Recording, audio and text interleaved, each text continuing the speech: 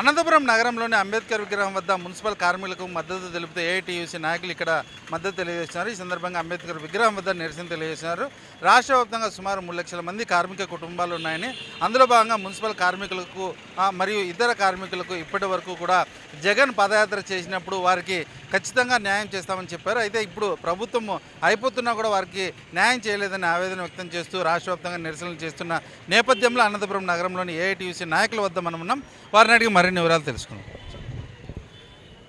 AITC ఆధ్వర్యంలో ఏదైతే municipal workers union రాష్ట్ర పిలుపులో భాగంగా, ఎందుకంటే గతంలో ప్రతిపక్షంలో ఉన్నప్పుడు జగన్మోహన్ రెడ్డి అనేక కార్మికులు కూడా హామీలం జరిగింది.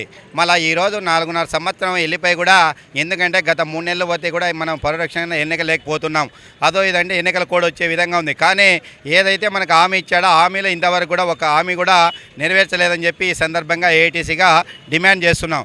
ఏదైతే మున్సిపల్ కార్మిక సమస్యలు ఉన్నాయో వారి సమస్యలు ఏదైతే జీవో నంబరు విభజించి పాలించనేది ఏదైతే ఆంధ్రప్రదేశ్ మున్సిపల్ సంఘం ఏర్పడినప్పుడు అంటే, అదేవిధంగా మున్సిపల్ కార్పొరేషన్ ఏర్పడినప్పుడు లాంటి కూడా ఒకే వేతనం, అంటే ఇంజనీరింగ్ సెక్షన్లో పనిచేసే వాళ్ళు, శానిటేషన్లో పనిచేసే వాళ్ళు కావచ్చు, పార్కులో పనిచేసే వాళ్ళు కావచ్చు, మున్సిపాలిటీ సీపర్స్లో పనిచేసే కార్మికులందరికీ కూడా ఒకే వేతనం ఉండేది గత ఉమ్మడి ఆంధ్రప్రదేశ్లో.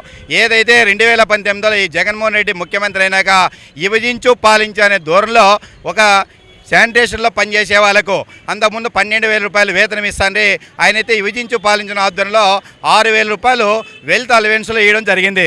దాన్ని కూడా ఏదైతే ఇంజనీరింగ్ సెక్షన్లో పనిచేసే వాళ్ళు, పార్కులో పనిచేసే వాళ్ళకు కూడా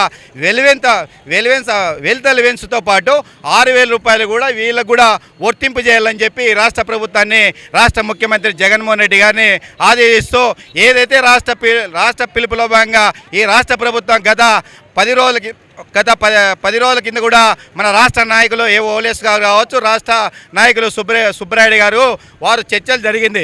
ఏదైతే మనం వాళ్ళ చర్చల మీద ప్రతిపాదించిన హామీలు 1, 2 నెరవేర్స్తామని చెప్పారు.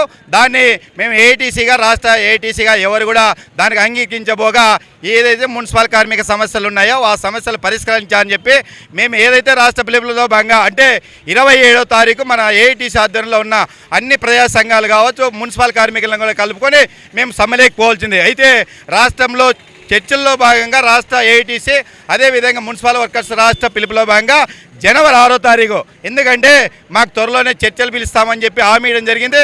ఆ చర్చల్లో వారు చెప్పిన డిమాండు మాకు పరిష్కరిస్తే 6వ తారీఖు నుండి ఈ సమ్మెలోకి పోవని చెప్పి ఏపీ మున్సిపల్ వర్కర్స్గా ఏఐటీసీగా రాష్ట్ర ప్రభుత్వానికి తెలియజేసుకుంటున్నాం.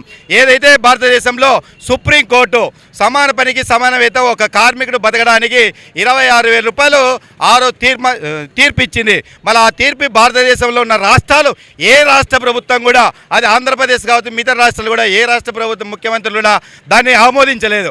ఏదైతే రాష్ట్ర ముఖ్యమంత్రి జగన్మోహన్ రెడ్డి హామీ ఇచ్చాడో సమాన పనికి సమాన వేతనం 26,000 రూపాయల వేతనం ఇచ్చేంత వరకు, అదేవిధంగా 8 ఏళ్ళు దాటిన కార్మికులకు వారి వారసత్వంగా వారి కొడుకులకు కూడా స్థానం కల్పించాలని, వారికి పరిరక్షంగా ఉద్యోగం కల్పించాలని, అందరికీ ఒకే వేతనంగా జీవోని తీసుకొచ్చి ఈ రాష్ట్ర ప్రభుత్వం దిగిపోయే లోపల కూడా కార్మిక సమస్యలు పరిష్కరించాలని చెప్పి ఈరోజు ఏఐటీసీగా రాష్ట్ర మున్సిపల్ కార్మికులను కూడా లేని పక్షంలో 6వ తారీఖు నుండి సమ్మెలే పోతామని చెప్పి హెచ్చరిక ఇస్తున్న ఈ రాష్ట్ర ప్రభుత్వాన్ని. ఆనాడు ప్రతిపక్షంలో ఉన్నటువంటి జగన్మోహన్ రెడ్డి గారు అధికారంలోకి వచ్చిన వెంటనే మున్సిపల్ కార్మికుల సమస్యలు పరిష్కరిస్తానని హామీ ఇవ్వడం జరిగింది.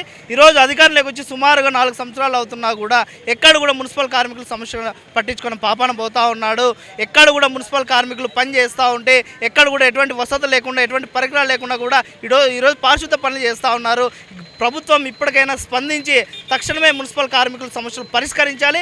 లేని పక్షంలో జనవరి 6వ తేదీ నుండి కూడా మున్సిపల్ కార్మికులందరూ కూడా పెద్ద ఎత్తున కలుపుకొని సమ్మెకు పోతా ఉన్నామని ఈ సందర్భంగా రాష్ట్ర ప్రభుత్వం డిమాండ్ చేస్తూ ఉన్నాం. తక్షణమే అవుట్సోర్సింగ్ ఉద్యోగస్తులందరూ కూడా రెగ్యులర్ చేయాలి, సమాన పనికి సమాన వేతనం ఇవ్వాలి, 26,000 రూపాయల జీతాలు ఇవ్వాలి. అదేవిధంగా రిటైర్డ్ అయినటువంటి ఉద్యోగస్తుల పిల్లలకు కూడా వారి కుటుంబంలో ఎవరెవరికి ఉద్యోగం ఇచ్చి వారికి ఉద్యోగ భద్రత కల్పించాలని మేము డిమాండ్ చేస్తూ ఉన్నాం. కరోనా సమయంలో మరణించినటువంటి మరి ఉద్యోగస్తులకు వారి కుటుంబంలో ఉద్యోగం కల్పించి వారి కుటుంబాన్ని అన్ని విధాలుగా ఆదుకోవాలని మేము డిమాండ్ చేస్తూ ఉన్నాం. అదేవిధంగా అదేవిధంగా ఈపీఎఫ్ ఈఎస్ఐ వంటివన్నీ కూడా సక్రమంగా అమలు చేయాలి, హెల్త్ అలవెన్స్లు ఇవ్వాలి. అదేవిధంగా మరి రాష్ట్ర ప్రభుత్వం ఆనాడు అనేక హామీలు ఇచ్చింది, ఆ హామీలను కూడా ఈరోజు నెరవేర్చాలని అడుగుతా ఉన్నాం.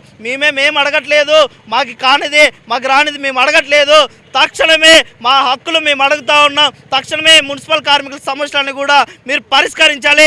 లేని పక్షంలో రాబోయే ఎన్నికల్లో మీకు తగిన గుణపాఠం చెప్తామని ఈ సందర్భంగా తెలియజేస్తూ, అదేవిధంగా జనవరి 6వ తేదీన జరగబోయే మున్సిపల్ కార్మికుల సమ్మెను కూడా జిల్లా వ్యాప్తంగా అన్ని మున్సిపాలిటీల్లో కూడా కార్మికులందరూ కూడా రోడ్లపైకి వచ్చి సమ్మెను విజయవంతం చేయాలని ఈ సందర్భంగా పిలుపునిస్తూ ఉన్నాం. అనంతపురం జిల్లా వ్యాప్తంగానే కాకుండా రాష్ట్ర వ్యాప్తంగా ఉన్న మున్సిపల్ కార్మికులకు కార్యకర్తలు పూర్తి స్థాయిలో అన్యాయం చేస్తున్నారని, కనీస పనికి కనీస వేతనం ఇవ్వలేదని చెప్పి ఖచ్చితంగా 26,000 రూపాయలు ఇవ్వాలని వాళ్ళు డిమాండ్ చేస్తున్న పరిస్థితి.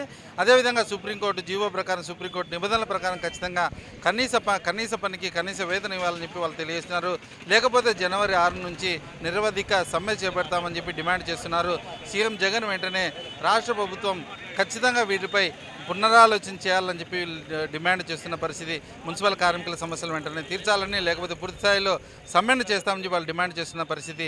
చూస్తూనే ఉండండి అనంతపురం టీవీ. కెమెరామెన్ రాఘవేంద్రతో హనుమంతు.